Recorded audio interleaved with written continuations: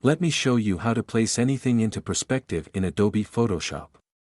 First go to File. And open your second image. Press Ctrl A to select all. Go to Edit. And copy. Let's come back to our image. Make a new layer. Go to Filter. And choose the vanishing point. Select your plane tool. Then create a grid that matches the boat body's perspective.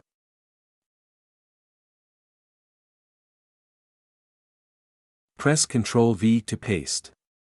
And Ctrl T to transform.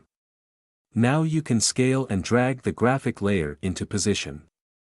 And all you need to do is scale the graphic by dragging on the handles.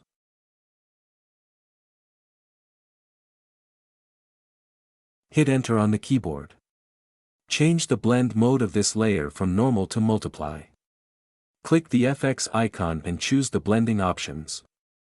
Now hold the Alt key to split the black slider and white slider of the underlying layer. Press OK once you're satisfied.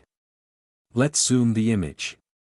Select your polygonal lasso tool from the toolbar. Make a selection of the areas which are covering the boat body.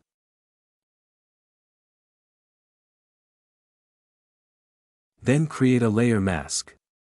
Press Ctrl I to invert. And that's it. Hope you liked it.